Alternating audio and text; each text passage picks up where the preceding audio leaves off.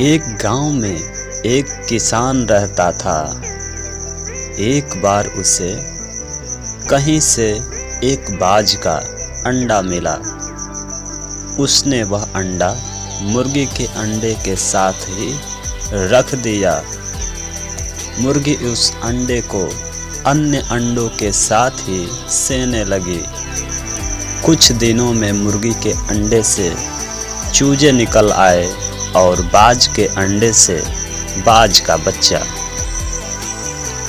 बच्चा चूजों के साथ पलने बढ़ने लगा।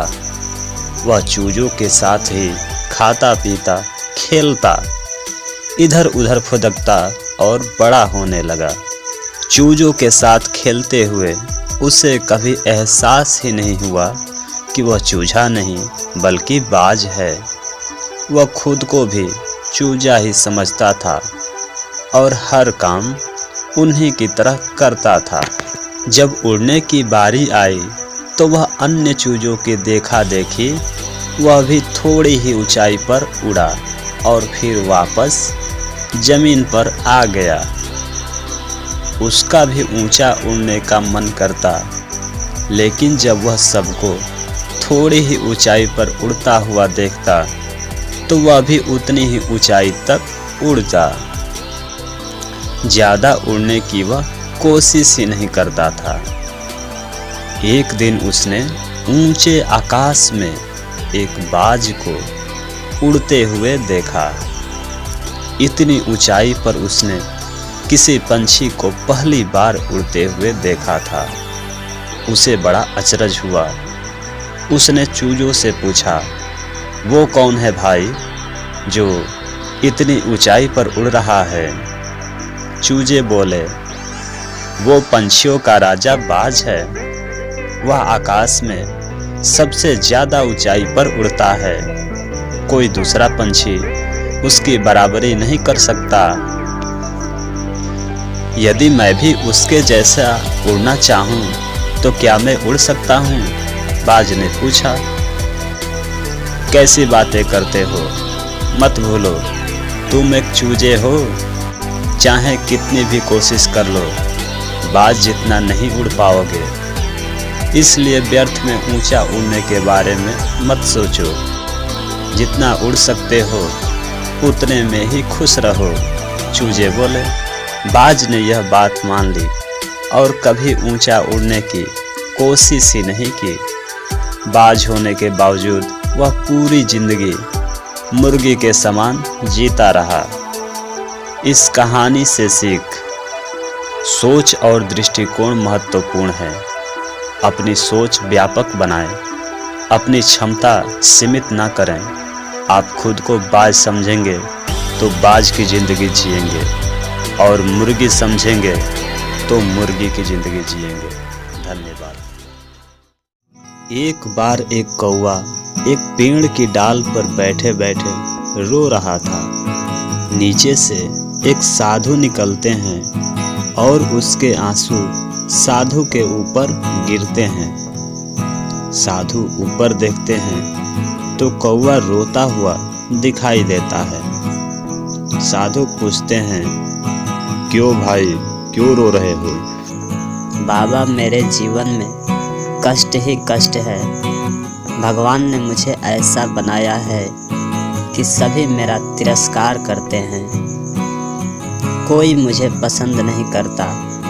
मेरे काले रंग और कर्कश आवाज़ के कारण लोग मुझे अपने घरों पर बैठने तक नहीं देते। लोग मुझे जूठा खाना खिलाते हैं। सभी को भगवान ने अलग अलग बनाया है और सबको अलग अलग कुशलता भी दी है। इसी प्रकार तुम्हें भी कुशलता दी है और बाकी पक्षियों को भी अपनी अपनी कहानियां हैं और परेशानियां हैं।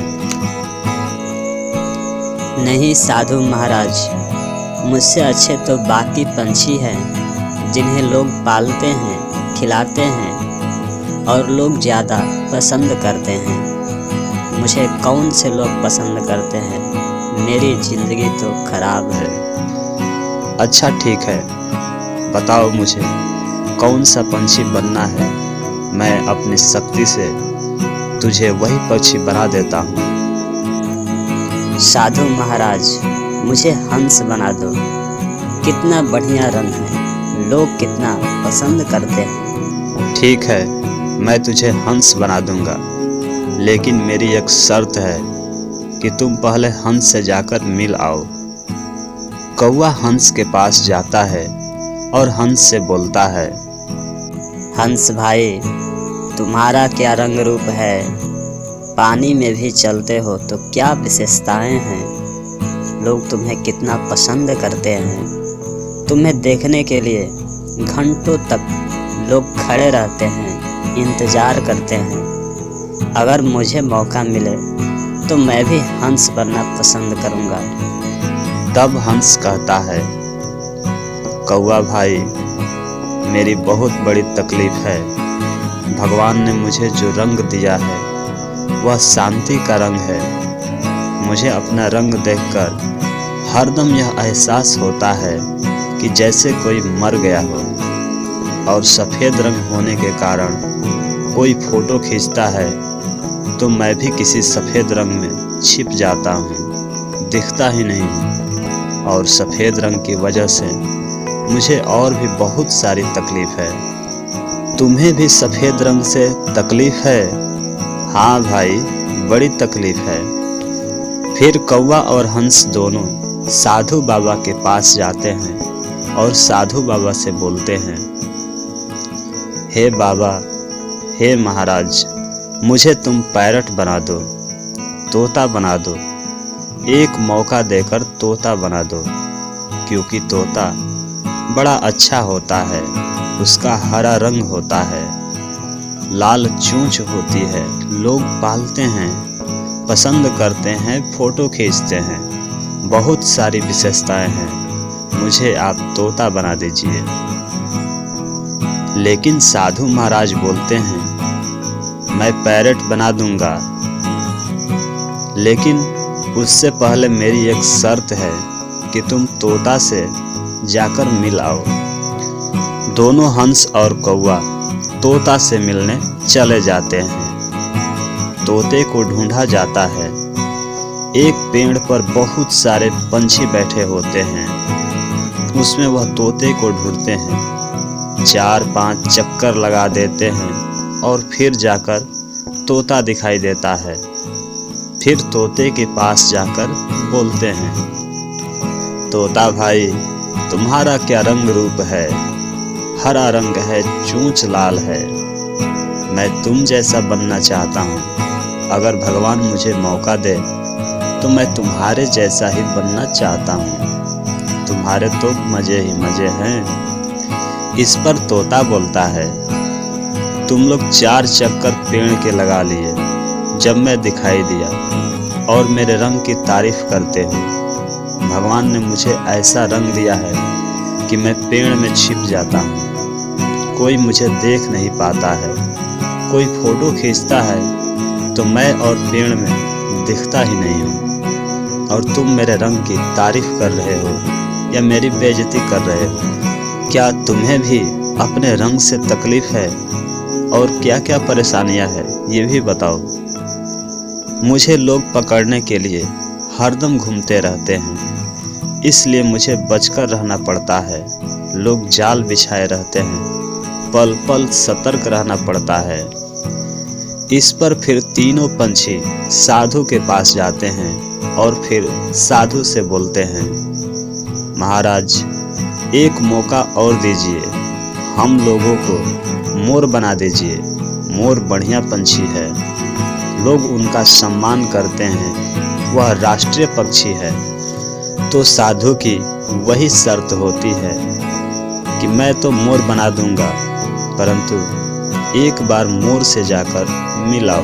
तीनों जाकर मोर को ढूंढने लगते हैं। जंगल में उसे जैसे तैसे मोर मिलता है। मोर एक गड्ढे में जाकर छिपा हुआ था। मोर भाई, तुम इस गड्ढे में क्यों छुपे हुए हो? ध्यान से देखो, वो झाड़ियों के पीछे एक शिकारी खड़ा हुआ है और वह मुझे ही ढूंढ रहा है। मुझे अपने भारी वजन और भारी पंखों से बहुत परेशानी है। और अभी 1 घंटे पहले उसी शिकारी ने मेरे साथी को मार दिया और उसके पंखों को नोच कर रख लिया। अब उन पंखों को पूरे मार्केट में बेचा जाएगा और लोग अपने घरों की सजावट में इस्तेमाल करेंगे। फिर कौवा और बाकी पंछी चारों साधु के पास जाते हैं तो साधु बोलते हैं, भगवान ने जिसको जिस रूप में बनाया है, जो विशेषताएं दी है, वह अतुलनीय है। भगवान ने सबको कुछ मजबूत तो कुछ कमज़ोर विशेषताएं दी हैं। अगर हम कमज़ोर कड़ियों पर ध्यान देंगे तो खुद को कमज़ोर महसूस करेंगे। यदि मजबूत कड़ियों पर ध्यान देंगे तो हम खुद को मजबूत महसूस करेंगे। सभी पंछियों को अपनी भूल का एहसास हो जाता है और जीवन जीने का मूल मंत्र मिल जाता है। तो किसी से अपनी तुलना ना करें। एक पहाड़ी के नीचे रामगढ़ नाम का एक गांव था। गांव के सारे जानवर हरी घास खाने के लिए सुबह सुबह उसी पहाड़ी के ऊपर बसे जंगल में जाते और शाम होते होते घर वापस आ जाते थे। हर दिन की तरह लक्ष्मी नाम की एक गाय अन्य गायों के साथ उसी जंगल में घास खाने के लिए पहुंच गई। वह हरी घास खाने में इतनी ज़्यादा प्रसन्न थी कि वह कब एक शेर की गुफा के पास पहुंच गई उसे पता भी नहीं चला।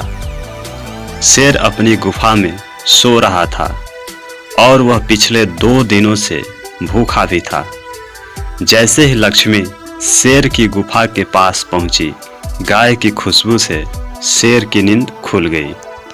वह शेर धीरे धीरे गुफा से बाहर आया और गुफा के बाहर गाय को देखकर खुश हो गया। शेर ने मन ही मन सोचा, आज उसकी 2 दिनों की भूख मिट जाएगी। वह इस तंदुरुस्त गाय का ताज़ा मांस खाएगा। और यह सोचकर उसने एक तेज दहाड़ लगाई। लक्ष्मी शेर की दहाड़ सुनकर डर जाती है। जब वह अपने आसपास देखती है तो वहाँ दूर दूर तक कोई दूसरी गाय नहीं दिखाई देती है। तब वह हिम्मत करके पीछे मुड़ी तो उसे सामने शेर खड़ा हुआ दिखाई दिया। उस शेर ने लक्ष्मी को देखकर फिर से दहाड़ लगाई और लक्ष्मी से कहा, मुझे 2 दिनों से कोई शिकार नहीं मिल रहा था। मैं भूखा था, शायद इसलिए भगवान ने मेरा पेट भरने के लिए तुझे मेरे यहाँ भेजा है। आज मैं तुझे खाकर अपनी भूख मिटाऊंगा। शेर की बात सुनकर लक्ष्मी डर जाती है। वह रोते हुए शेर से कहती है, मुझे जाने दो, मुझे मत खाओ। मेरा एक छोटा बच्चा है जो अभी सिर्फ मेरा ही दूध पीता है और उसे घास खाना अभी तक नहीं आया है। लक्ष्मी की बात सुनकर शेर हंसते हुए कहता है, तो क्या मैं अपने हाथ में आए हुए शिकार को ऐसे ही जाने दूं? मैं तो आज तुझे खाकर अपनी 2 दिनों की भूख मिटाऊंगा। शेर के ऐसा कहने पर लक्ष्मी उसके सामने रोने लगी और विनती करते हुए कहती है, आज मुझे जाने दो। मैं आज अपने बछड़े को आखिरी बार दूध पिला दूंगी और उसे बहुत सारा प्यार करके कल सुबह होते ही तुम्हारे पास आ जाऊंगी। फिर तुम मुझे खा लेना और अपना भूखा पेट भर लेना। शेर लक्ष्मी की यह बात मान जाता है और धमकी देते हुए कहता है, अगर तू कल नहीं आई तो मैं तेरे गांव आऊँगा, फिर तुझे और तेरे बेटे दोनों को खा जाऊँगा। लक्ष्मी शेर की यह बात सुनकर खुश हो जाती है और शेर को अपना वचन देकर गांव वापस चली जाती है। वहाँ से वह सीधे अपने बछड़े के पास जाती है, उसे दूध पिलाती है और बहुत सारा प्यार करती है। फिर बछड़े को शेर के साथ हुई सारी घटना बताती है और कहती है उसे अब अपना ख्याल खुद ही रखना होगा। वह कल सुबह होते ही अपना वचन पूरा करने के लिए शेर के पास चली जाएगी। अपनी माँ की बातें सुनकर बछड़ा रोने लगता है। दूसरे दिन सुबह होते ही लक्ष्मी जंगल की तरफ निकलती है और शेर की गुफा के सामने पहुंचकर शेर से कहती है, अपने वचन के अनुसार मैं तुम्हारे पास आ गई हूँ, अब तुम मुझे खा सकते हो। गाय की आवाज सुनकर शेर अपनी गुफा से बाहर निकलकर आता है और भगवान के अवतार के रूप में प्रकट होते हैं। वह लक्ष्मी से कहते हैं, मैं तो बस तुम्हारी परीक्षा ले रहा था, तुम अपने वचन की पक्की हो, मैं इससे बहुत प्रसन्न हुआ। तुम अब अपने घर और बछड़े के पास वापस जा सकती हो। इसके बाद वे उस गाय को गौ माता होने का वरदान भी देते हैं और उसी दिन के बाद से सभी गाय को गौ माता कहना शुरू कर देते हैं। कहानी से सीख, हमें जान की बाजी लगाते हुए भी अपने दिए हुए वचन को पूरा करना चाहिए। यही हमारे दृढ़ व्यक्तित्व को दर्शाता है। धन्यवाद।